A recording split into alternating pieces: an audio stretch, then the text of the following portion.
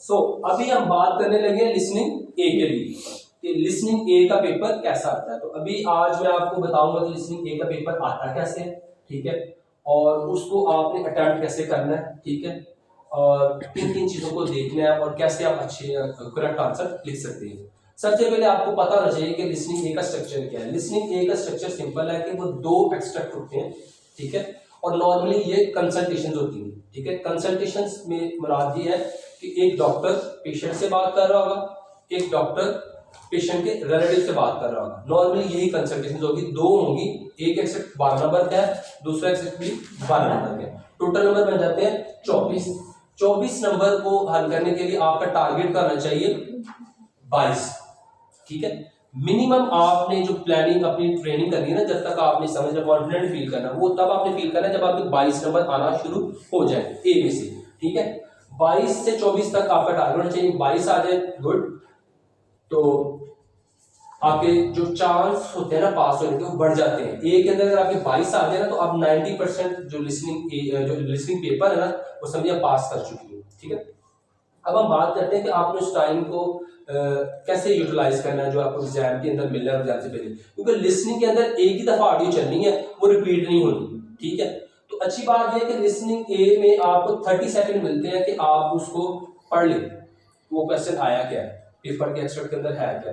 तो उसके अंदर ना आप देखें कि अगर 12 क्वेश्चन है और 30 सेकंड आपको मिले हैं, तो 30 सेकंड के अंदर आप 12 क्वेश्चंस का पढ़ सकते हैं, उसको प्रेडिक्शन कर सकते हैं किस तरह क्या आंसर आ सकता है। क्योंकि जो टेक्निक यूज होती है ना आंसर हल करने के लिए, वो ये होती है कि आपने 30 सेकंड के अंदर प्रिडिक्ट करना है कि आंसर क्या क्या आ सकते हैं, और जो आंसर आ सकते हैं वो फिर आपको सुनने में आसानी होती है कि ये चीज मैंने सुननी है, ठीक है। अब बात यह है कि आपको 30 सेकंड मिले हैं, 12 क्वेश्चन है, तो 12 में वो नहीं हो सकते। तो इस चीज को कैसे आपने ओवरकम करना है, इसको इस जो प्रॉब्लम है इसका हल निकालना है। तो उसका सबसे आसान तरीका ये है कि आपने जो आपको 12 क्वेश्चन लिखे होंगे ना, उनमें से जो फर्स्ट 2 है ना उनको नहीं पढ़ना 30 सेकंड के अंदर, ठीक है।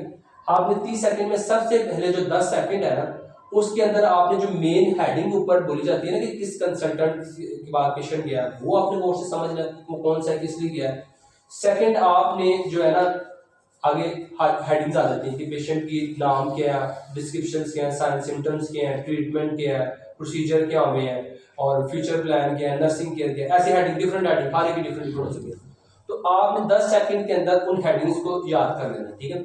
जब वो हेडिंग्स आपको याद हो जाए तो उसके बाद आपने जो 20 सेकंड बचेंगे ना उस 20 सेकंड के अंदर आपने क्या करना है कि जो पहले 2 है ना उनको इतना गौर से नहीं पढ़ना, और जो लास्ट में 2 है ना उनको भी गौर से नहीं पढ़ना, ठीक है, 1 से 2।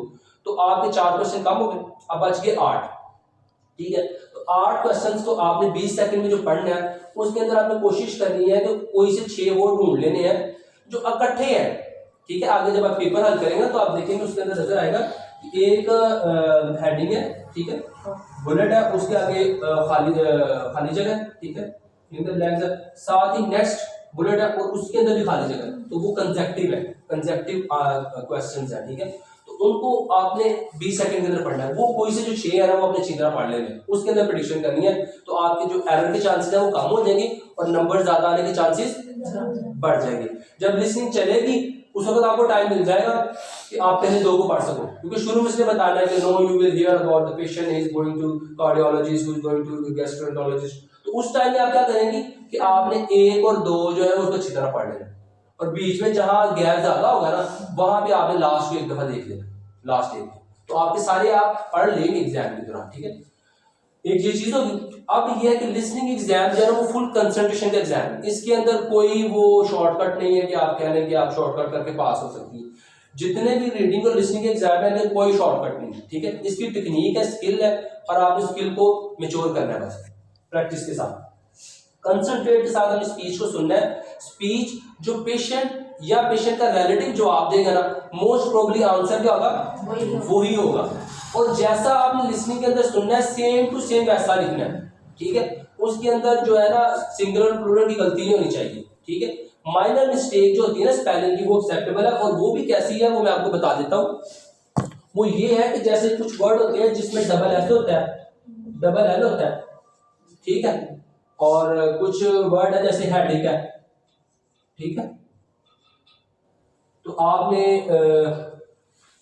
ठीक है, तो उस ऐसे वर्ड है जिसके अंदर आपने कोई एक वर्ड मिस कर दिया ना, तो वो हेडिंग वाला वर्ड जो है ना वो आपने सेम टू सेम लिखना है। अगर आपने कोई भी एक चीज चेंज की तो वो उसका मीनिंग गलत हो जाएगा, तो वो गलत है। लेकिन जो वर्ड है जिसके अंदर दो एल आ रहे, दो एस आपने एक एल लिख रही है, एक एस लिख रही है, तो वो ठीक है। और कुछ वर्ड ऐसे जिनके मीनिंग डिस्टॉर्टेड आ जाए स्पेलिंग की वजह से, ठीक है, जैसे ब्रिटिश और अमेरिकन इंग्लिश आपको पता होगा, उनके अंदर कुछ वर्ड्स हैं जिसके अंदर वो कुछ चीजें कम है, कुछ वॉवल्स हैं, कुछ, ठीक है, वो भी आपको कभी बताई जाएगी। तो वो वर्ड्स है सिर्फ जिसका वॉवल मिसिंग भी हो जाए तो कोई मसला नहीं है, जो मीनिंग जो है ना वो गलत ना दे। अब फॉर एग्जांपल अगर पेशेंट ये वर्ड है आपका प्रिडिक्ट, अब आपने पी की जगह एल लिख दिया प्रिडिक्ट, तो ये स्पेलिंग ठीक हो सकता है? हालांकि आपने सुना भी ठीक है, लेकिन आपने पी की जगह एल लिख दिया, उस स्पेलिंग का मीनिंग ही चेंज हो गया। गलती एक ही स्पेलिंग की है, लेकिन वो जवाब गलत होगा, ठीक है। तो इसलिए आपने केयरफुली सुनना है पेशेंट्स के, जो पेशेंट और उसका जो अटेंडेंट की अगर जिसकी भी हो रही है उसको गौर से सुनना है। और सुनना किस चीज के लिए, वो गौर से सुनिए। सुनना आपने देखना है कि वो सिम्टम्स कौन से बताए जा रहे हैं, कंडीशन क्या बताई जा रही है, ट्रीटमेंट क्या है, मेडिकेशन क्या है, टेस्ट क्या है, प्रोसीजर क्या है, ऑक्यूपेशन क्या है, बॉडी पार्ट क्या है, एक्टिविटी, इक्विपमेंट, ठीक है। इन चीजों का जो जिक्र हो होगा ना, उनको आपने गौर से सुनना है, मोस्ट प्रोबेबली उसी में आंसर होंगे। और कुछ एडजेक्टिव्स होते हैं जैसे सिम्टम्स की तारीफ को उनकी वजाहत कीजिए होती है, तो वो आंसर्स होते हैं, ठीक, उसको आपने फॉलो करना है। अब ये रफली आपने थोड़ा सा मुझे आइडिया दे दिया, ठीक है। लिसनिंग ए बहुत वास्ट टेक्निक, मुख्तलिफ टेक्निक्स है, वो भी आपको बताई जाएंगी, लेकिन आज के लिए इतनी काफी है। इसको आपने अब्जॉर्ब करना है और अभी छोटा सा एक रोल प्ले आपसे करवाया जाएगा, ठीक है, जिससे आपको जो 4 स्ट्रेटजीज है किस तरह